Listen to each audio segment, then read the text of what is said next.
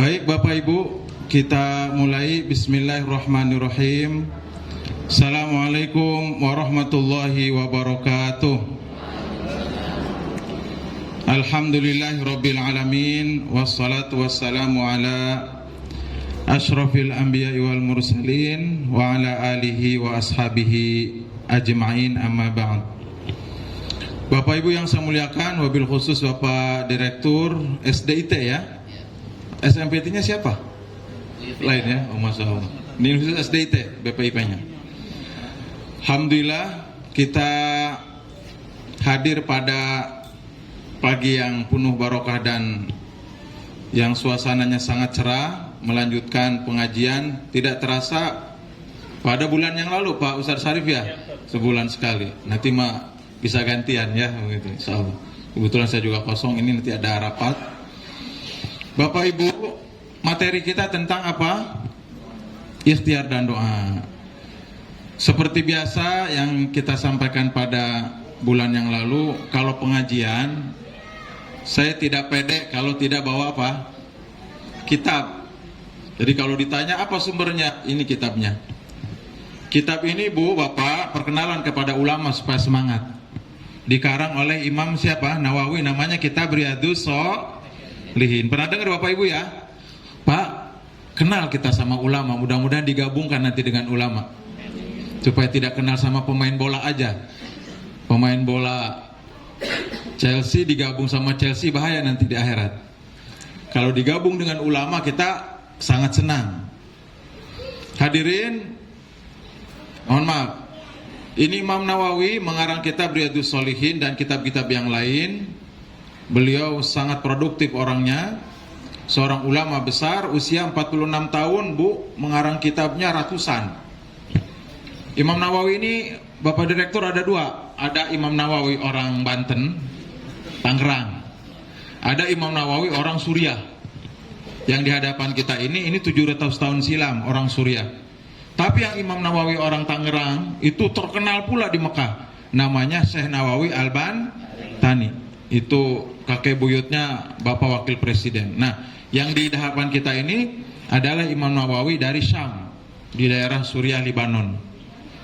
Bapak Ibu, usia beliau 46 tahun. Saking banyaknya dan sibuknya menulis kitab, tidak keburu menikah. Wafat di usia 46 tahun. Ya, belum punya istri karena sibuk apa Bu? Pak, menulis kitab. Ya, ada yang satu judulnya 28 jilid. Bu, 28 jilid, satu jilidnya sebesar-besar ini. Ya, jadi tebal sekali. Ini yang paling kecil dan hadis arba'in itu yang paling tipis.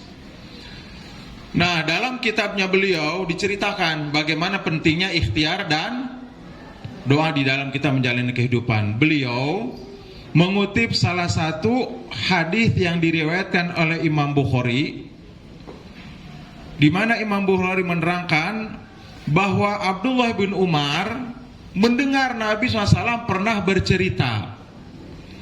Tapi ini insya Allah Bu, ceritanya karena di Sahih Bukhari, ceritanya apa Pak? Benar. Hadis yang disampaikan oleh Imam Bukhari Muslim itu disepakati oleh para ulama, yaitu apa Pak? Kitab yang paling sahih setelah Al-Quran. Kata Abdullah bin Umar bahwa Nabi SAW, aku mendengar Nabi SAW bercerita, intolaqa thalathatu nafarin mimman kana qablakum hatta awahum al-mabitu ila gharin fadakhulu.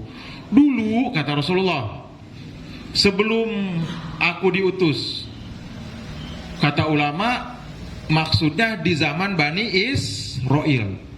Imma di zaman Nabi Musa atau di zaman Nabi Isa alaihissalam. Tapi kemungkinan ini di zaman Nabi Isa alaihissalam, yang agak dekat dengan masanya Rasulullah. Kata beliau, ada 3 orang Pak, yang mereka musafir, kembali mau pulang ke kampungnya. Karena perjalanan masih jauh, mereka mencari tempat istirahat di tengah padang pasir. Bapak Ibu ada yang pernah umroh? Bapak Direktur udah pernah umroh ya? Kira-kira di padang pasir ada penginapan enggak? Apalagi zaman dulu Ada juga rest area kurang bagus ya kalau di Saudi itu. Kata Nabi SAW, mereka mencari tempat untuk berlindung, untuk istirahat, nyari-nyari ke sana kemari, akhirnya menemukan ghor, yaitu goa. Fadakhulu, dan mereka istirahat. Berapa orang ibu-ibu? 3 orang. Sebagian ulama mengatakan biasanya musafir itu pulang dari apa? Dari perdagangan. Karena zaman dulu dari Mekah itu menuju Syam, zaman dulu dari Mekah menuju Yaman, Bapak Ibu. Ya, diceritakan dalam surat Li'ila fi Quraisyin, sudah menjadi kebiasaan bagi orang-orang Quraisy. Rihlatas syita iwasoib, melakukan perjalanan dagang. Ya, asyita musim apa? Dingin. Ya, itu ke negeri Syam, dan musim panasnya ke negeri Yaman. Makanya Nabi SAW dulu dibawa oleh pamannya, anak umur 9 tahun nih Pak Direktur itu ya, udah diajari jualan. Rasulullah SAW Bu, oleh pamannya umur 9 tahun udah diajarin apa Bu? Jualan. Dituntun-tuntun. Makanya waktu Khadijah nyari pegawai ke Maisaroh, Maisaroh nama laki ya, Maisaroh pekerja lapangannya, kalau bahasa kita, wahai Bunda Khadijah, ini perdagangan kita makin maju tapi kekurangan karyawan. Ya coba dicari. Nah itu ada, mohon maaf ya, belum diangkat jadi nabi, usianya 20 tahun, yaitu Nabi Muhammad SAW. Tapi waktu itu belum diangkat jadi nabi. Itu ada Muhammad, udah pengalaman, dipanggil itu.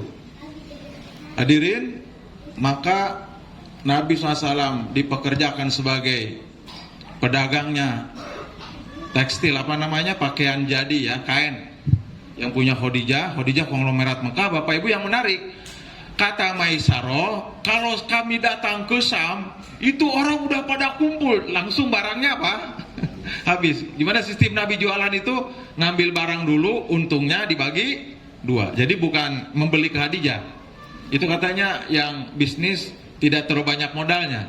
Ngambil barang dulu, kita ngejualin, kita dapat untung Bu ya, gitu ya. Tapi ini ada yang dititipin barang yang dijual, modal nggak ada, untung apalagi, habis semua. Karena Nabi SAW itu jujur. Kata Maisaroh di sejarah, aneh ya, udah memang dinaungi oleh awan kemana kami pergi, pas datang ke Syam, orang pada kumpul.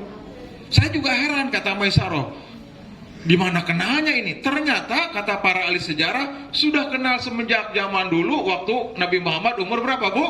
9 tahun. Jadi orang udah pada kumpul itu, sehingga cepat barangnya habis. Akhirnya singkat cerita, Khadijah ya tertarik dan terkesima dengan akhlaknya Rasulullah SAW. Beliau meminta pamannya Khuwailid, akhirnya pamannya ya, bintu Khuwailid, itu ayahnya kalau Khuwailid, itu jamaah sekalian untuk meminang Rasulullah, dan Rasulullah yang datang tentu meminang Khadijah. Nah jamaah sekalian, dulu perjalanan seperti itu. Nah ini yang Nabi ceritakan bukan di zamannya beliau. Di zaman siapa Bapak Ibu? Di zaman Bani Israel. Ini banyak hikmah yang nanti kita akan sampaikan. Karena Nabi tidak mungkin bercerita Bu hanya untuk sekedar dongeng. Ketika paginya mereka mau melanjutkan perjalanan, sudah berkemas-kemas, ya, siap tasnya, mungkin ada oleh-oleh sedikit lah, sederhana sekali zaman dulu. Ada uang mungkin dari untung yang mereka dapatkan, ada oleh buat anak istrinya. Kira-kira 1 hari perjalanan, kan dulu perjalanannya pakai kuda unta ya, tidak ada kendaraan semewah sekarang. Pas ketika udah mau pada berangkat, pada salat subuh Bu, sarapan roti sedikit begitu, tiba-tiba mereka melihat dari bukit, in hadarat sokhratun minal jabali, ada batu besar sekali tergelinding dari atas Bu. Dikira mau lolos tuh batu, itu udah diatur oleh Allah. Pas itu si batu nutupin pintu goa. Ya kaget semuanya Pak, gelap gulita lagi tuh. Udah mau pada keluar, tertutup oleh batu sokhratun minal jabal. Batu besar nutupin pintu apa Bu? Tuh ikhtiar, didorong-dorong. Bapak Ibu, ini si batu memang terlalu besar, 3 orang pun tidak bisa bergeser sedikit pun. Teriak-teriak, hei tolong, mungkin ada yang di luar ini, sepi. Alat komunikasi ada tidak? Tidak ada zaman dulu. Ya, gimana? Bu, sampai siang lagi, sampai sore. Mereka khawatir tidak bisa bertemu dengan keluarganya tepat waktu. Gimana anak istrinya menunggu mereka? Yang kedua, bukan hanya khawatir terlambat pulang ke rumah, yang paling mengkhawatirkan perbekalannya semakin apa, Bu? Menipis. Akhirnya apa yang terjadi, Bapak Ibu? Kata para ulama, kalau kita berjalan lebih daripada 3, satunya harus ada pemimpin, amirnya.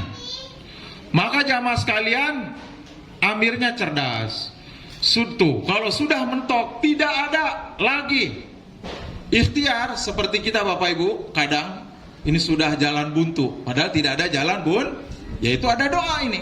Walaupun tadi sambil berdoa terus, sudah kita serahkan seluruhnya kepada Allah. Ikhtiar sudah, kita minta tolong sudah, teriak-teriak sudah. Ini si batu tidak bisa bergerak dan tidak ada orang yang bisa kita mintai pertolongan dari luar itu. Pada duduklah, Bu, apa kata pemimpinnya?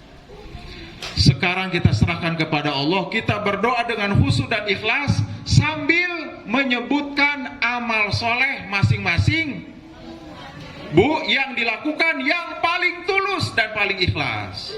Jadi berdoa sambil cerita amalan apa yang mereka lakukan dari 3 orang ini yang paling ikhlas dalam hidupnya. Inilah yang dinamakan, kata ulama, tawasul bil a'mali sholihah. Kalau ingin hasil maksud, hajatnya cepat terkabul, selesai masalah, kesulitan segala Allah mudahkan, maka doa dan ikhtiarnya dibarengi dengan amal soleh. Banyak sedekah, banyak membaca Al-Quran, Pak.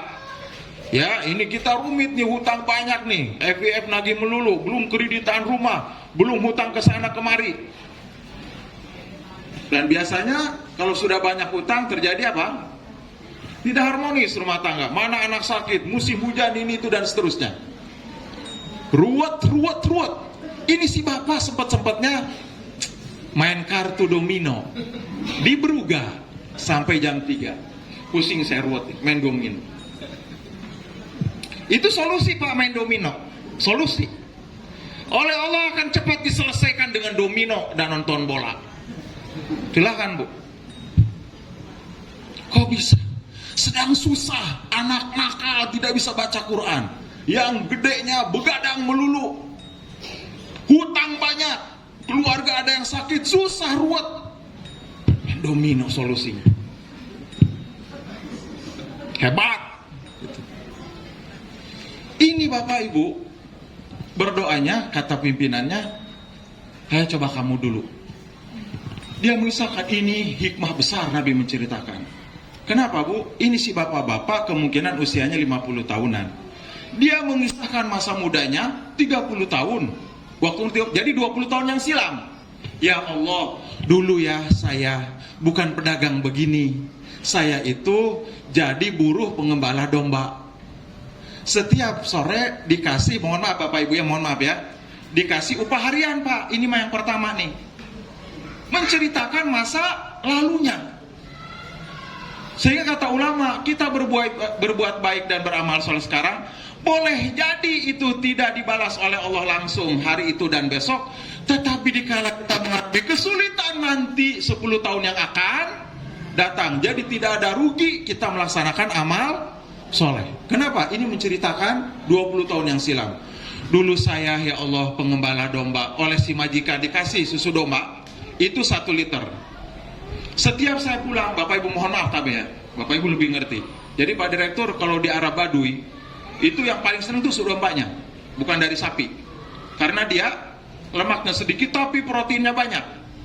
Makanya mereka, mohon maaf ya, kami punya supir di asrama di Madinah itu umurnya 75 tahun, tapi kalau ngebut kayak anak 17 tahun, nggak pakai kacamata, nggak pakai ini. Kemudian kita pun dipisah 2 kilo dengan asrama putri, itu pun yang putri 3 meter bentengnya, pagernya itu, jadi nggak bisa melihat kita. Itu pun berpapasan di jalan. Itu peraturan di Arab Saudi, satpamnya, sopirnya tidak boleh ada yang muda kalau di asrama putri. Harus tua-tua dipilih. hitam putih jalan itu, Masya Allah.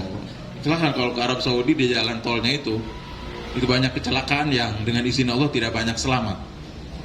Saya tanya, kenapa sehat banget? Kita kan di pegunungan hidupnya, di kampung, nggak ada kimia-kimia. Pagi-pagi kita fresh katanya begitu, ya. Dan kebanyakan mereka jarang kelihatan berternak sapi. Makanya si bapak yang cerita ini setiap pulang dikasih 1 liter ini. Yang menarik Bapak Ibu, kata bapak ini, waktu itu saya punya istri dan menurut ulama yang lain anaknya 2 laki. Bapak yang cerita di mana? Di dalam gua. Setiap saya pulang, itu si upahnya tidak saya berikan kepada anak dan istri, tetapi saya berikan dulu kepada orang tua saya, Syekhon Kabiron. Jadi bukan hanya ibu nih, 2 ibu bapaknya masih ada. Rupanya Ustaz Jun, ini dia segubuk sekampung, ya, tidak terlalu jauh banget. Jadi setiap dia mau pulang itu lewat rumah ibu bapaknya sore sebelum maghrib atau pada asar. Bapak, ibu, nih Ina susu dombanya. Kata ibunya, nah, anak istri kamu dulu, mereka yang lebih perlu. Udah perjanjian bahwa nenek dulu, ya, kita biar dapat sisanya. Jadi upahnya diserahkan sama siapa? Ibu kandungnya. Kira-kira Pak Direktur, saya dan semua Pak Jun, bisa nggak gaji kita dikasih orang tua dulu? Kalau kita belum kawin bisa. Tapi kalau sudah kawin, bisa berapa urusannya sama emak-emak? Itu satu, walaupun kita tidak bisa melaksanakan, dan itu tidak wajib ya. Ini hanya sekedar contoh betapa anak ini anak soleh. Bapak Ibu, itu perjanjian. Yang paling aneh istrinya soleha sekali. Itu ridho. Biar ibu mertua dulu, biar nenek dulu, kata anaknya. Ya Allah, kata bapak ini, suatu hari saya kesorean. Dulu tidak ada jam. Biasanya pulang sebelum maghrib, karena ada sesuatu. Sebagian ulama mengatakan imam mencari kayu bakar atau apa saja begitu. Mungkin ada dombanya yang hilang. Dia pulang-pulang habis isya, kira-kira jam 9, jam 10. Dulu ada jam, tidak Bu? Tidak ada. Ini perkiraan aja. Itu istri yang soleh dan anaknya, kata Nabi SAW, menunggu. Ya, rupanya Bapak Ibu, ketika pulang si bapak ini, saya menjumpai ibu saya untuk memberikan susu domba itu, udah pada tidur. Kata beliau, saya enggan untuk memaksa mereka bangun. Fakarihtu an uqidhuhuma. Saya kasihan, ya, enggan untuk memaksa mereka bangun karena sudah jam 10 maklum, ibu sudah pada sepuh, bapak sudah pada sepuh, mereka sudah pada tidur. Apa yang terjadi? Pulang Bu si bapak ini yang cerita dalam gua, saya tidak pulang. Saya tidur di emperan rumah ibu saya. Bayangkan Bu, saya tunggu sampai waktu apa? Karena khawatir istrinya itu nyuruh sama anaknya ini untuk menengok. Nah, cari di rumah papu itu, cari di rumah nenek. Benar kata para ulama, ketika sedang tidur, Masya Allah kecapean Pak, sampai ditarik-tarik gamisnya itu. Mungkin sederhana juga zaman dulu ya, ditarik-tarik. Kalau bahasa kita, Abah pulang, kita sudah lapar, kenapa Abah tidur di sini? Umi udah nunggu. Dia bangun dalam keadaan ngantuk. Nah, kasih tahu sama Umi, nenek belum minum susu domba ini. Terus Abah kapan pulang? Nanti Abah pulang setelah sholat subuh. Bayangkan itu, sampaikan ke Umi sana. Ya Bu, dalam keadaan lapar mereka karena udah biasa tiap hari. Ya seperti anak kita, mohon maaf, kita belikan apa namanya, sudah lupa lagi ya, susu itu yang di kaleng itu. Mereka udah biasa. Lari-lari Bapak Ibu kasih tahu sama Uminya, Umi, Abah ternyata tidur di rumah nenek. Mana susu dombanya? Kata Abah, nenek belum bangun, nanti nunggu habis subuh. Itu dipeluk si anak itu. Nah, sama dia kan pada perih perutnya. Dirayu, nggak tahu mungkin ada makanan kecil apa, yuk tidur sama Umi. Sambil Pak, Bu tuh ya, itu memang menurut teorinya ahli pendidikan, kalau kita ingin menanamkan kebaikan, sangat bagus kalau menyampaikan pesannya ketika mau tidur. Karena dalam keadaan suasana sepi, terfokus pada mau tidur. Yang kedua Bapak, ya, sudah tidak ada yang diingatkan lagi. Maka menurut Ustadz Fauzil Azim ahli parenting dari Jogja itu sangat bagus, itu membisikkan kebaikan-kebaikan ketika anak mau apa Bu? Nah, nanti sholat subuh sama abah ya, berangkat ke masjid. Nah, besok saya juga berusaha untuk itu, Bu. Ya, tidak nakal di mana sekolahnya. Jangan ya bicara kasar sama ustazah, nggak boleh. Nggak boleh. Apalagi yang anak laki-laki sekarang mondok. Apalagi mohon maaf nyandain perempuan terlalu berlebihan. Membantah ustazahnya tidak boleh ya nak ya. Dia sambil ngantuk-ngantuk. Iya. Besok kita begitu lagi. Si ibu ini sama. Sambil dipeluk anak itu, Bu, ngomong begini. Nah, nanti kalau udah besar, contoh ayah, contoh abah, dia sangat baik sekali sama ibu kandungnya. Nanti kalau kamu udah besar, ibu udah tua, contoh ayah, perhatikan ibu. Kita, Bu, kalau suami tidak pulang, nginep di rumah ibunya, mana dalam keadaan lapar, nggak bawa martabak, nggak bawa mie ayam, malah dia nginep di sono. Mana nak? Dan nggak sopan nyebutnya. Mana bapak kamu? Nginep di rumah papu. Balik lagi sana. Suruh dia datang bulan depan. Biar kita lapar. Keluarga sonoh aja diperhatiin. Itu ada bahasa keluarga sonoh aja. Padahal ibu kandungnya. Ini kata ulama, kenapa Nabi menyampaikan, Pak? Mohon maaf ini mah ya, kita lagi ngobrol keluarga. Karena kalau kita mah yang laki sama ibu mertua, Pak, ibunya istri akrab banget. Karena sebelum pulang atau datang kita sering kasih sedikit uang. Udah ditunggu tanggal muda. Mau silaturahim ke Lombok Timur, ke Lombok Tengah kemana. Tapi yang kurang banyak kurang akur itu adalah, mohon maaf, istri kita dengan ibu kita. Ternyata, Bu, nggak di Mekah, nggak di sini. Sama. Makanya Nabi nyontoin, hei para istri, seolah-olah kata ulama, kalau ada suamimu berbuat baik kepada ibu kandungnya, lapang dada, ikhlaskan dan ridho. Kenapa? Karena kamu entar tua juga, anak-anak kamu udah besar, entar begitu juga tuh bakti sama siapa? Ibu kandungnya. Jangan marah, jangan sebel, jangan kasar sama mertua. Lagi arisan, ya ada mertua tuh di rumah, sebel, baru datang, banyak omong. Bu, mertuanya disebel-sebelin. Sebel, saya lihat muka mertua. Bu, ada nggak yang sebel sama mertua, Bu? Bu, nggak boleh. Nggak boleh. Bapak-bapak, justru kalau ada seorang suami yang kurang berbuat baik, diingatkan, tolong, Bu. Jadi kata ulama, keberkahan itu akan datang pada kehidupan rumah tangga kalau suaminya berbuat baik dan berbakti walaupun sudah punya anak istri kepada orang tua. Jadi kesimpulan fikihnya bahwa kita mah para suami ada kewajiban dua, Pak Direktur. Yang pertama kepada anak istri, tentu itu mah jangan ditinggalkan. Yang kedua kepada ibu kandungnya. Bu, mulai sekarang ridho tidak kalau suaminya berbuat baik, Bu, walaupun tanpa izin ngasih. Ridho ya? Oh, kata ibu saya sudah dari dulu, katanya alhamdulillah. Alhamdulillah. Ini mah ada apa di telepon kering. Istrinya sedang goreng tempe begitu. Siapa ayah? Ibu dari Jawa. Itu udah curiga. Minta duit ya katanya. Udah sambil curiga ngelihatnya. Minta duit. Kenapa harus curiga? Kan ibu kandungnya. Itu sampai ada suami tidak jadi ngasih uang. Ya, mohon maaf ya, kalaupun kita tidak bisa ngasih materi, doa dan apa? Ditelepon. Ditelepon dari Lombok Timur, Pak Adiat misalkan ini mah, awal bulan. Nah, ibu mau ke Mataram. Mau nginep 2 hari, Jumat sore berangkat tuh, Bu. Sabtu Minggu ntar di Mataram, sore Minggunya balik. Nanti dibawakan makanan kesukaan anaknya itu ya dari kampungnya, ada komak ya, ada mohon maaf apa namanya sayur bening itu, kelor. Bapak Ibu, itu istrinya mendengar mertua mau datang, bukan gembira dan di kondisi udah uring-uringan, belum naik engkel, nanya ke suaminya mau berapa hari di sini. Ada yang begitu, Bu, nggak barokah. Ibu dibegitukan lagi nanti sama siapa? Anaknya. Maka nanti kalau anak udah besar, kurang perhatian ketika kita sakit, nak temenin ibu. Saya khawatir, Pak, barangkali kita, ya Bu, Pak, ada perkataan Umar bin Khattab.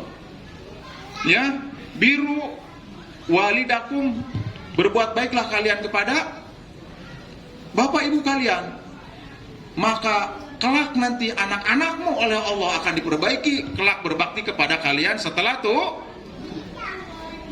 Bu, nggak ngerasa kita karena selagi badan sehat. Sekarang mah kita bisa sendiri. Nanti ketika kita sedang sakit, sudah ringkih, sudah umur 70 tahun, sering masuk keluar rumah sakit, suaminya juga begitu, kepada siapa kita minta bantuan? Tentu kepada Allah, kepada anak-anaknya. Gimana kalau anak-anaknya tidak sopan? Karena melihat orang tuanya waktu dia kecil begitu perhatian sama neneknya itu, bahkan diajak-ajak. Bahkan Bu, mohon maaf, kalau ibu saya, Pak Direktur dari Banten mau datang, ditelepon sama keponakan, Om, nenek mau berangkat ini, insya Allah diantar sama kakak pulang. Itu istri mengkondisikan, almarhumah istri saya. Nah, Hanin, Hilma, Haura, nenek mau datang dari Banten, besok kita pagi-pagi jam 9 ke bandara, pada mandi dulu. Begitu. Dikondisikan, disenangkan tuh anak-anak. Kalau ada mertua mau apa Bu? Ini cemberut. Belum naik engkel, berapa hari di sini? Orang belum datang. Belum datang udah nanya mau berapa hari. Ini Pak Direktur, kita tidak bisa memberikan upah ya. Ada yang bapak-bapak bisa diatur oleh ibunya, bisa kacau. Ini upahnya diserahkan, terserah ibu aja. Terus istri kamu gimana? Dia udah rela katanya, ibu mertua atau kata anaknya, nenek dulu, kita mah boleh aja tinggal sisa. Jadi Bapak Ibu, keberkahan itu, walaupun kita sudah berkeluarga, tetap ada bakti pada orang tua. Kepada para suami, janji. Yang masih ada orang tua, kalaupun tidak bisa berbagi, bersyukur ini yang paling agak dekat bisa dijangkau dengan kendaraan. Yang Lombok Tengah, Lombok Timur jangan merasa jauh. Sabtu Minggu libur, tapi kan ada BPIP. Nanti setelah BPIP silaturahimnya pada dohor sono. Syukur-syukur bisa nginep. Begitu Pak Direktur. Ini ajaran Rasulullah Shallallahu Alaihi Wasallam. Kepada ibu kalau ada suaminya, mohon maaf, berbuat baik, jangan cemburu. Suaminya bisa bekerja sehat itu Bu, doa ibu istrinya. Tapi yang lebih afdol adalah doa ibu kan kandungnya. Sebelum nikah pun mudah-mudahan punya istri yang solehah. Nanti dia rizkinya lancar. Anaknya anak soleh Allah itu, si anak saya itu, Masya Allah, begitu. Cuma nggak pernah bilang, nah ibu udah doain siang, nggak pernah begitu orang tua mah. Paham ini hadirin? Hening dan sunyi ini. Kayaknya paham ini, insya Allah. Kata Nabi SAW, si bapak ini berdoa, ya Allah, kalau baktiku pada orang tuaku itu Engkau terima, dan keridhaan istriku, kerelaan istriku, karena jarang-jarang ada istri rela sama mertua. Kalau itu baktiku dan keridhaan istriku Engkau terima, maka bebaskan kami dari kesulitan. Kata Nabi SAW, bergeser itu si batu, tapi belum bisa pada keluar dari goa. Karena masih ada berapa orang? 2 lagi. Ustaz Sarif, sampai jam berapa ini kita? Sedikit lagi Ustaz Adet ya? Pak Direktur. Kata pimpinannya, ayo yang kedua apa? Udah kelihatan Bu, nggak ada yang ngedorong. Itu mah karomah. Maka disebut para wali nih orang-orang ini. Ya, bergeser sedikit, tapi belum bisa pada keluar. Ditanya yang kedua, apa kamu? Mohon maaf ini Bu, ya mohon maaf ya. Untuk anak remaja di persiapan. Kata si bapak, ya Allah, 20 tahun silam saya dulu menjadi pemuda gagah. Dan orang tuaku mewariskan harta yang begitu banyak. Nanti Pak Direktur bisa hitung nih. Berapa hartanya? Cuma saya dulu kurang baik. Saya kenal seorang perempuan yang sangat cantik di kampung sebelah. Dia tidak mau. Duh Bapak Ibu perhatikan nih. Harta saya sangat banyak, kata si bapak ini. Saya datang ke rumahnya, saya ngirim utusan, ditolak sama perempuan itu. Suatu ketika, kampung perempuan itu terkena paceklik berat, panennya gagal. Bapaknya jatuh miskin, memaksa si bapaknya keluar kota, pesan sama si gadis itu, anaknya Bu ya. Nah, nanti kalau kehabisan bekal, Abah mau keluar kota. Kalau kehabisan bekal, kata Nabi SAW, Bu, minjem sama anak muda tuh di sebelah sana. Ternyata kata ulama, ini anak muda dengan bapaknya gadis itu ada hubungan family. Jadi wajar gitu. Ya, nanti kamu pinjem aja, itu kan masih keluarga. Kaget ini sih gadisnya. Ya, betapa malunya, nanti gimana? Tapi karena terpaksa, akhirnya bapak ibu perbekalannya habis, dia punya adik beberapa, ya adiknya itu pada kelaparan, dia datang. Assalamualaikum, kelihatan tuh sama si anak muda gagah yang cerita dalam apa? Dalam gua ini. Bapak ibu, kata Nabi SAW, mohon maaf, ketahuan anak muda ini Pak maunya sama perempuan itu bukan untuk menikah. Ada apa? Kemarin kami datang, utusan saya ke sana, kamu tidak terima. Ya, apa mau ke sini? Maaf, ini pun terpaksa disuruh sama Abah minjem gandum beberapa gantang. Satu gantangnya 10 kilo begitu. Ya, satu gantang tidak mengapa buat saya dan adik-adik. Sini dulu, masuk. Baik nih anak muda ini. Duduk pas sore hari itu, Masya Allah, faja'atni fa'ataituha isrina wa mi'ah dinar ala an tukhaliya baini wa baina nafsiha fa'alat. Hadirin, kata Nabi SAW, ini si anak muda, Bu, dikira mau ngasih gandum dan ngambil gandum ke gudang, tiba-tiba, kalau dulu mah tempat uangnya itu kreseknya yang dari kain itu Pak Adat, apa namanya tuh? Ya, tempat uangnya itu dari kresek. Sekarang ya, dulu bukan dari kresek, dari apa? Dari kain itu, yang ada talinya itu loh. Dihamparkan uang berapa Bu jumlahnya? 120 koin. Mana yang punya 500 rupiahan? 120 apa? 20 koin. Satu koinnya Pak, itu 1 dinar. Jadi 120 dinar, satu koinnya 4 gram Bu. Bu, 1 dinar itu 4 gram 25. 4,25 gram. Udahlah 4 gram aja. Satu koinnya 1 dinar, 1 dinarnya 4 gram emas. Jadi berapa Pak Ustadz Adia? 120 kali 4 480, hampir 500 apa? Gram. Hampir setengah kilo. Bu, kalau sekarang berapa harga emas? Hampir 1 juta ya? 900. Ibu yang sedang silaturahim tuh ke toko Cempaka di Cakra. Tahu, Melati, Aseli ada. Tanya Bu ya, berapa segramnya itu? Itu kalau 1 juta berarti 500 juta. Cuma-cuma. Ternyata ketika ngasih uang di meja itu Bu, tuh uang bergemerlapan. Masya Allah, emas 500 gram, 500 juta, setengah miliar. Antukhaliya baini, asal kamu syaratnya nginep semalam saja. Dulu saya nakal ya Allah, kata si bapak ini, nginep 1 malam saja. Mohon maaf. Karena ini si perempuan kasihan banget sama adiknya, kan begitu, perempuan perasaan. Antara menolak dan menerima, Masya Allah, berat sekali. Kalau ditolak bukan hanya saya yang kelaparan, tapi adik-adiknya gimana ini? Kalau diterima perbuatan terkutuk ini. Bu, dia menganggukkan. Iya. Makin sore diberikan kekuatan oleh Allah, dia mikir, tiba-tiba dia meloncat ke dekat pintu. Na'udzubillah, saya tidak akan melakukan ini, uangnya dikembalikan. Lebih baik saya mati kelaparan.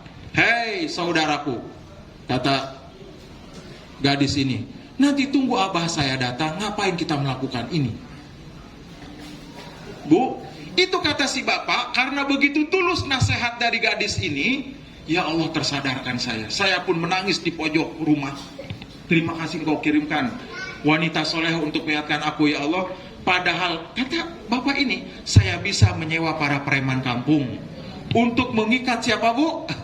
Si gadis itu kemudian dikurung sampai nanti bapaknya datang itu 2 minggu 3 minggu. Tapi demi Allah saya tidak lakukan termasuk perbuatan zina ini karena takut kepadamu ya Allah.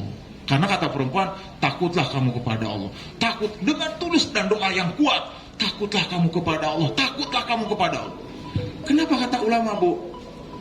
Ya, kata-kata takut kepada Allah itu, mohon maaf, seolah-olah ringan tapi maknanya sangat dalam.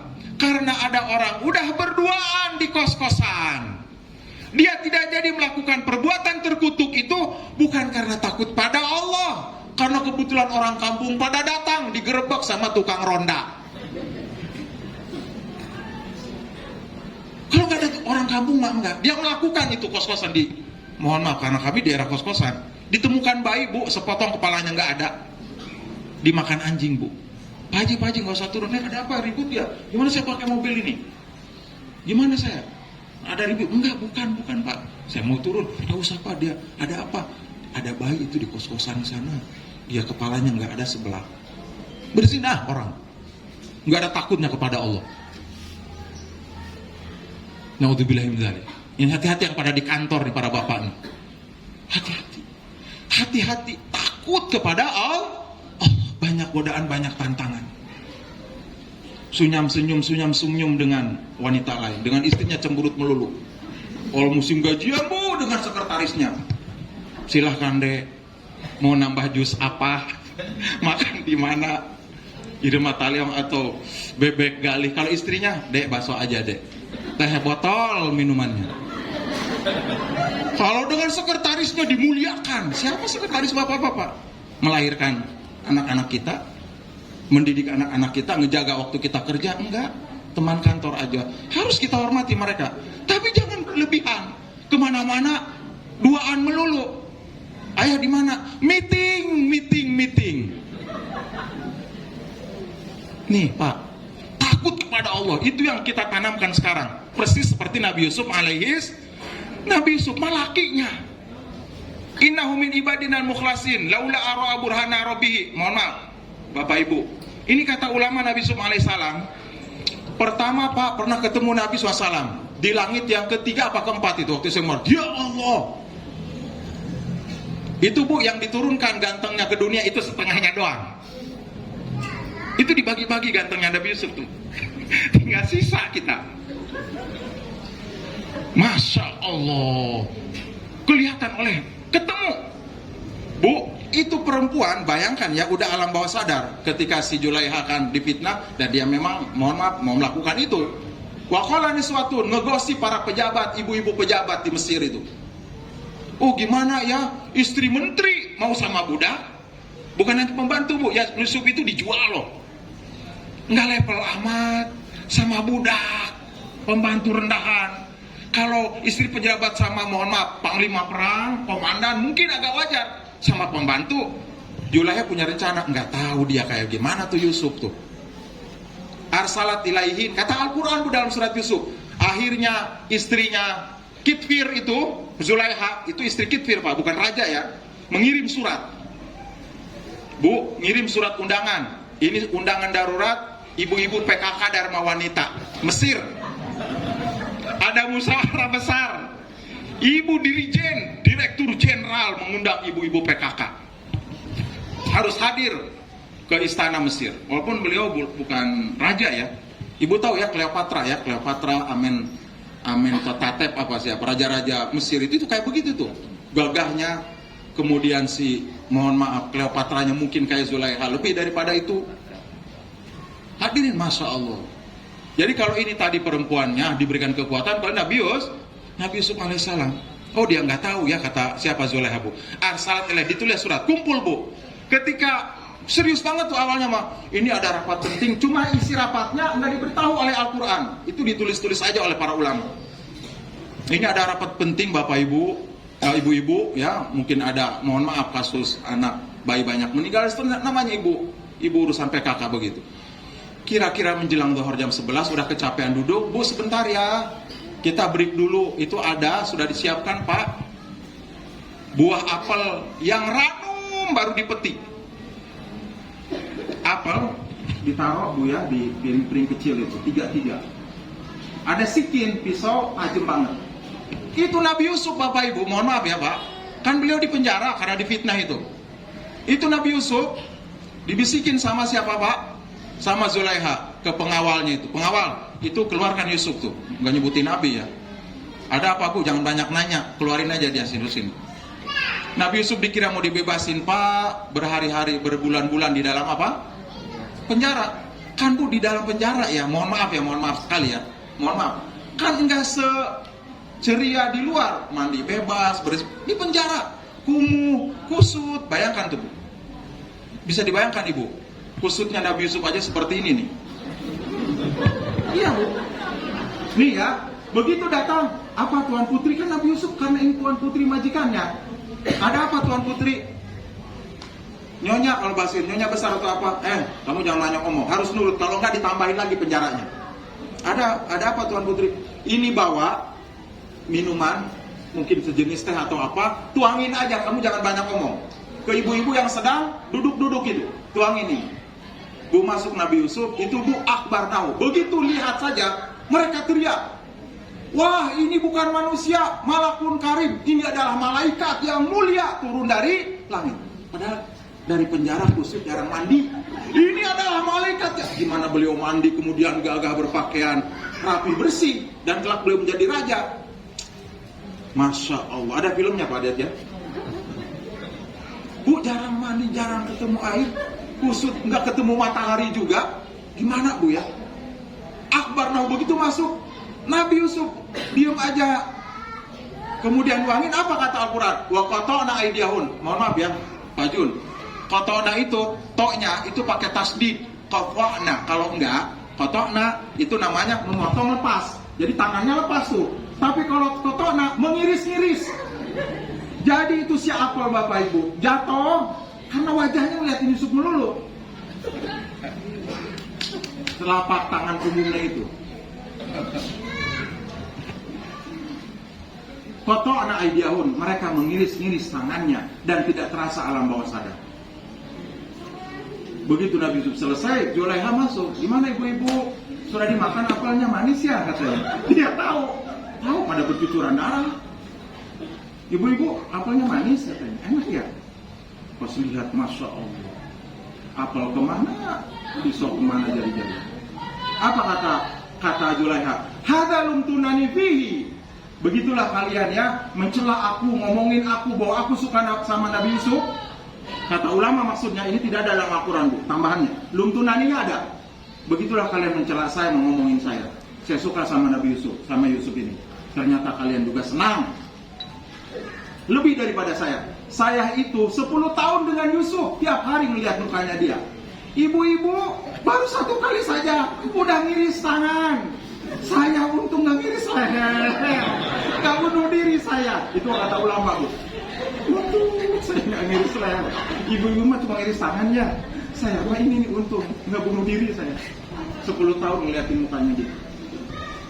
Itu Bapak Ibu ketika digoda kan Ghalaqatil abwab ditutup Bapak Ibu. Nabi Yusuf nggak kita. Bukan modus beliau mah. Ada apa Tuan Putri sini sebentar? Udah curiga tuh.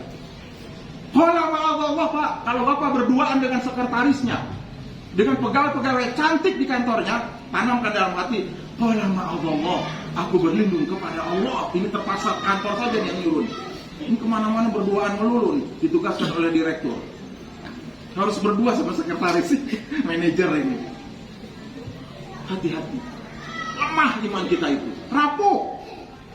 Qala ma'adallah. Pak, itu karena dipaksa banget kata Al-Quran. Hampir Nabi Yusuf pun mau bergerak. Laula ara-burhana, kami batasi dia tuh Pak dengan burhan. Ulama mengatakan burhan itu keimanan yang kuat, itu yang paling pokok. Tapi ada juga kata ulama yang kedua apa Pak? Pagar atau hijab dari kaca. Nabi Yusuf melihat Siti Zulaiha, Zulaiha melihat Yusuf, tapi setiap mau dipeluk oleh Zulaiha tidak nyampe-nyampe. Kesandung lagi, kesandung. Pak, dijagain oleh Allah Pak. Nabi Yusuf Pak, kita makan nggak tahu dijagain apa enggak. Lolos melulu, nyosor aja kesana kemari. Hati-hati Bu, jagain Bu. Dengan doa, jangan dengan ajimat mantra ya. Ikat Bu suaminya dengan doa. Hadirin, yang kedua kata ulama, tiba-tiba melihat Ibu yang di surat Al-Isra, la taqrabu zina innahu kana fasya. Itu kata ulama tertulis di langit-langit Zulaiha. Jangan engkau dekati zina wahai Yusuf. Mundur Nabi Yusuf. Yang ketiga Bapak Ibu, lihat bapaknya Nabi Yakub 10 tahun tidak ketemu. Ada anak ibu yang agak besar di pondok ada. Gimana rindunya Bu, 6 bulan gak ketemu Bu ya, 1 semester. Banyak postingan di YouTube itu. Ya Allah bener, kita juga nangis itu. Ya yang rindu sama adiknya itu loh. Adiknya gak mau pisah. Ayo kakak pulang, kakak mondok, kakak pulang. Masya Allah. Ini 10 tahun tidak ketemu. Apa bu? Ini mah kayak mimpi, tapi kata Nabi Yusuf, kayak bukan mimpi karena bisa bicara ayahnya. Nah, engkau akan menjadi seorang yang mulia. Yang engkau lakukan perbuatan terkutuk, kamu akan dihinakan oleh Allah. Sambil menggigit jari, hampir bukan putus asa ya. Takut anaknya jatuh itu pada perbuatan terkutuk. Bu, diselamatkan oleh Allah pak. Kekuatannya berlipat-lipat, kekuatan batin, ada dinding dari kaca, ada tulisan la taqrabu zina, ada bapaknya di pojok, tiba-tiba muncul, rindu 10 tahun, ayah Nabi Yakub, ya nak, jangan kamu lakukan. Tapi Nabi Yusuf mendekat, nggak ada. Pak, yang terakhir nih pak, yang paling aneh Ustaz Jun, kata ulama nih pak, itu Zulaiha kan kafir pak, musyrik pak Zulaiha, si Cleopatra itu musyrik tuh Cleopatra. Kan dia ada berhala tuh pak, ditutupin tuh di meja riasnya itu berhala itu. Sub sini sebentar, ditutupin. Kata Nabi Yusuf, Tuan Nyonya, nah kenapa itu patungnya ditutupin sama selendangnya itu ditutupin begini? Kamu mah Yusuf nggak tahu ya, kita mau ngobrol, bercengkrama, ini itu, berdua-duaan, nanti dilihat sama Tuhan saya gimana? Malu kita. Bu, Nabi Yusuf itu yang terakhir pak. Nangis Nabi Yusuf kepada Allah, maaf, ya Allah, kenapa dia saja kepada Tuhannya yang nggak bisa bicara? Ini si batu apaan sih? Batu nggak bisa ngomong, nggak bisa melihat, dia takut. Kemudian saya tidak takut kepada Engkau ya Allah. Itu ditutupin polos banget pak. Kenapa Tuhan Nyonya? Takut kelihatan sama Tuhan saya. Kita mau gini-gini aja. Nanti gimana Tuhan saya? Pak Zulaiha percaya pak sama patungnya, katanya bisa melihat. Bapak-bapak tidak percaya kepada Allah, diawasi. Istri pak di rumah pak, emang pakai teropong istri? Enggak, ada Allah. Ngendalin istri bapak mata-mata nggak bisa, karena bapak banyak akal. Maaf ini. Jangan tersinggung pak, jangan tersinggung. Banyak akal bapak-bapak mah. Handphonenya aja nggak mau diketahui. Kalau ketinggalan gawat dunia. Gawat dunia, bisa perang dunia kedua. Ada Allah kita pak. Terakhir, hadirnya terakhir. Ya Allah, saya cari yang ketiga nih pak bagi para pegawai. Yaitu apa bu? Terakhir ibu. Bergeser batu itu tapi masih ada satu orang belum bisa keluar dari gua. Kata ketuanya, saya ya bagian. Iya pak ketua. Hei, dengerin ya katanya. Ya Allah, saya itu punya usaha kecil di rumah, bukan usaha dagang begini. Saya punya karyawan 10. Pas ketika gajian pak, ini gajiannya bulanan, saya berikan kepada 10 orang, ternyata 1 orang tidak ada. Akhirnya uang itu saya tabung, karena 1 hari 2 hari tidak datang. Bu, dulu mah ada bank tidak pak? Ditabungnya pakai apa pak? Dibelikan kambing domba dan sapi. Bu, itu si karyawan yang menghilang, kata si bapak ini 10 tahun tidak datang. Jadi kambing dombanya beranak. Ustaz Adyat, kalau kambing beranak berapa? Bu, jarang 1. Makanya nabungnya, kalau bisa tuh nabungnya di peternakan. Kalau jujur memang tukang ngawisnya itu ya, ini dikatain mati melulu, ternyata dijual sama dia. Banyak akal, susah kita. Mati kena ini, mati kena. Dijual. Ya kalau mati sih beneran nggak apa-apa husnudon kita. Ini mati melulu, kita tengok. Karena kambing itu pajunnya jarang 1. 3, 4. Makanya dibagi 2 kan sama tukang ngawisnya. Ibu-ibu, setelah beranak pinak 10 tahun karyawannya datang. Sampai kata para ulama, tidak ada kandang kecil, dibuatkan persis kayak begini bu. Apa namanya? Padang sapana itu dipagerin dengan sederhana, berkembang biak. Sampai kata Nabi, mi'at, ratusan ekor unta, ratusan ekor sapi, dan ratusan ekor kambing. Tiba-tiba datang pak. Bu, si karyawannya, Tuan, ya Allah kamu dari mana? Ibu saya sakit, saya rawat, meninggal dunia. Dulu ada kafilah, dulu nggak boleh pada berangkat sendirian kan, kehabisan air, ada serigala gurun, penyamun. Ada kafilah, Tuan, mau ke kampung saya ikut aja begitu. Bilang dulu katanya. Ya, saya mau kerja, ya silahkan. Bu, sore-sore. Kalau bahasa kita begitu ya. Di lehernya mungkin kasih teh apa, sini. Terus si karyawannya, kata bapak ini, ngomong, Tuan, kalau tidak salah waktu saya mau pergi lagi gajian ya katanya. Lagi gajian ya? Iya, kenapa? Boleh, kalau Tuan berkenan, mana gaji saya? Bahasa kita Ustaz Sari mungkin UMR 2,5 juta atau si ininya 1 dinar. Mana gaji saya boleh? Pak Akhoda biadi kata Nabi Sallam, dituntun itu si karyawannya. Bapak ini cerita, saya tuntun dia ke belakang rumah. Tuh gaji dan upah kamu. La tastazi ubi, Tuan ngejek saya ya, ngolok-ngolok saya ya. Ini punya siapa? Punya kamu. Gimana ceritanya? Itu uang kamu saya belikan, saya urus itu semuanya. Tuh buat kamu itu. Tuan kalau gitu mas saya tidak kerja ya, katanya mau ngurus kambing saya aja. Itu satu tuh, tidak hormatnya dia. Padahal bisa ke orang lain.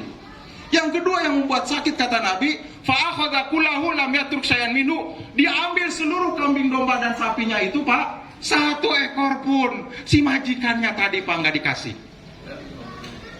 Bukan kami sendiri 10 tahun bercengkrama, kambing-kambing kecil lari-lari. Senang dia pas diambil bu sunyi dan senyap. Ngelamun si bapak ini.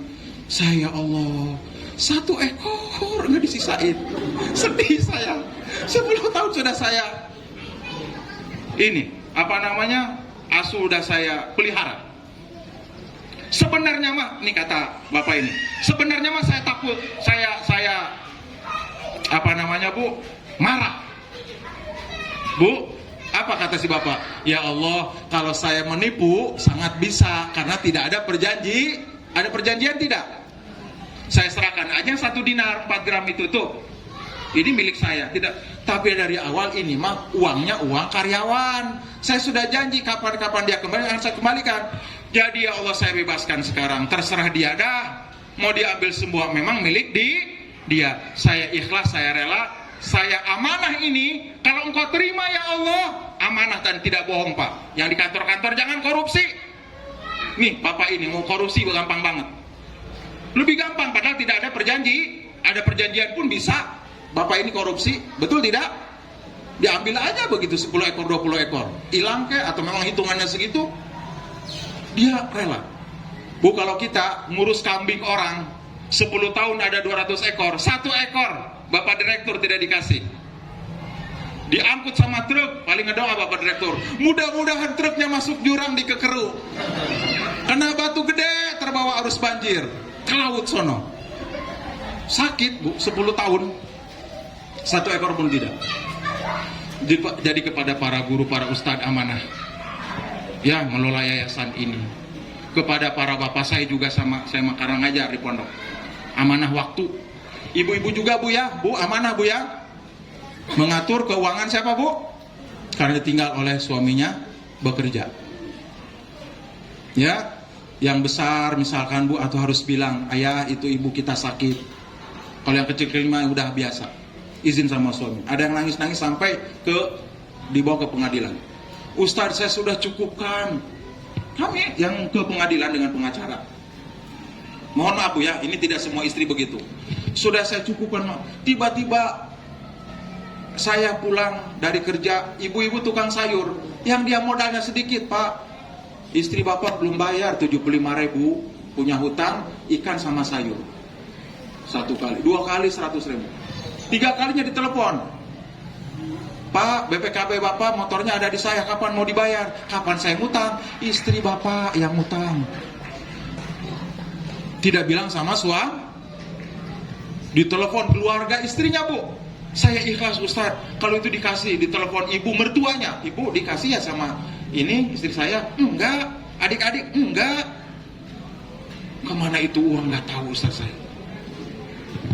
Mohon maaf Bapak Ibu. Kalau yang besar harus konsultasi sama suami. Suaminya juga kayak tadi Pak, seperti saya sampaikan, jangan pelit bin medit. Mohon maaf hadirin ya. Berikan mereka pakaian yang layak seperti kamu pakai, makanan yang kamu pakai, makanan yang kamu makan, tempat yang nyaman walaupun tidak harus mewah. 4 kewajiban untuk anak dan istri kita. Berikan makanan seperti yang kamu makan. Tempat yang layak untuk mereka tempat tinggali. Yang penting istri kita bisa istirahat, tidak ada bocor kalau hujan, kalau panas tidak teman. Kenapa? Karena ngurus anak capek. Makanya tanya Pak, Mama bisa tidur? Gitu, senang tuh istri. Mama tidur ya, kan capek. Mama, seperti yang kemarin kita sampaikan Ustaz Arya. Masya Allah, istrinya capek ngurus anak, Bahkan kalau di rumah nyuciin baju suaminya, ada berapa ibu yang tidak punya ART? Ada yang tidak punya ART, Bu? Ada. Yang punya ART alhamdulillah bisa dibantu. Istri udah capek ini itu, Masya Allah. Sekretarisnya tadi, ya cuma nanya, Masya Allah, Bapak sudah makan belum? Dijawab sama suaminya itu, ih perhatian amat kamu, nggak kayak istri saya. Itu kemarin kita sebut suami dajjal. Istri yang banting tulang, ngelahirin, Pak, Bapak mau nyobain ini mengandung, ambil Pak 2 kelapa muda itu tuh beli 20.000, ikat aja tuh, silakan sekarang tuh, sehari aja. Mesti deh Pak, ngapain? Praktek kata Ustaz ini, ngebayangin istri mengandung. Pak, susah, tidur susah. Coba Bapak ke mesin pakai 2 kelapa itu. Naik motor, naik mobil, kalau nggak susah jatuh. Tuh ke mall Pak, pakai itu. Coba silakan. Naik turun tangga, liftnya mati. Kemudian begitu sekretarisnya, oh perhatian amat kamu. Istri saya mah nggak perhatian, suami dajjal. Naudzubillah min dzalik. Iya, banyak kasus Bu, banyak kasus. Suami yang kurang bersyukur dan berterima kasih kepada istrinya. Naudzubillah min, muliakan. Ya, kalaupun mereka salah Pak, kata Al-Quran, wa in ta'fu wa tasfahu wa taghfiru. Hai suami, maafkan saja dia, ampuni saja dia. Itu kata ulama Bu. Kalau ada suami marah, dia pengen dendam, pengen tidak mau balik ke rumah, pengen tidak mau, mohon maaf, tidur berdua, pengen tidak mengasih nafkah. Enggak, kata Allah, in ta'fu wa tasfahu, maafkan dia, lembut kepada dia, taghfiru, ampuni dia kesalahannya. Dia sedang capek, alhamdulillah kata ibu-ibu. Bu, ibu sedang wajar kalau mar. 3 kali Pak, in ta'fu wa tasfahu wa ini kepada para suami, maafkan dia, berlaku lemah lembutlah kamu kepada dia, dan ampuni dia, jangan kamu dendam, jangan ada dendam pada istrimu wahai para suami. Diulang-ulang oleh Al-Quran itu. Wallahu alam bis, itu saja sudah ya. Hadirin, paham nggak kira-kira? Mudah-mudahan ya. Bu, ceritanya sudah selesai. Kenapa? Kata Nabi SAW, si batu itu bergeser dan mereka akhirnya bisa keluar. Teriak Allahu Akbar, sujud terima kasih Allah. Dengan apa Pak? Tawasul, amal soleh, bakti pada orang tua, tidak melakukan perselingkuhan karena takut kepada Allah. Dan ketiga, jujur dan amanat. Walaupun aparat siapapun tidak ada yang tahu, hanya Allah yang tahu. Takut dia. Siapapun yang melakukan 3 ini, insya Allah Pak, ya tidak harus kaya raya, lagi tidak punyanya akan dibahagiakan oleh Allah. Ditenangkan jiwanya. Rumahnya kecil pun hatinya luas. Tidak rumah luas, hatinya sempit. Ini janji Allah. Kenapa? Karena si bapak ini rata-rata mengisahkan apa Bu? Masa 20 tahun silam dibalasnya oleh Allah ketika mereka dalam anak kita belum pada lulus SD, entar SMP, mau mondok di mana barangkali, entar kuliah biayain juga, belum nanti mereka cari pekerjaan. Kalau bapak ibunya soleh, soleha, Allah ngasih jalan keluar. Tidak ada ruginya kita menanam kebaikan karena itu tabungan yang Allah akan bebaskan kesulitan dari tabungan itu, dan tidak mengurangi nilai dari akhir. Bu, tidak juga ya. Tabungan kita habis, amalan kita dibebaskan oleh kesulitan, pas datang di akhirat habis ya amalan soleh. Enggak. Yang dunia ini adalah bonus. Ya, itu saja. Wallahu alam bishawab. Kalau saudara dia, kira-kira kalau ada pertanyaan mungkin 1 atau 2. Ya, terima kasih. Assalamualaikum warahmatullahi wabarakatuh. Waalaikumsalam warahmatullahi wabarakatuh. Saya ucapkan terima kasih kepada Ustadz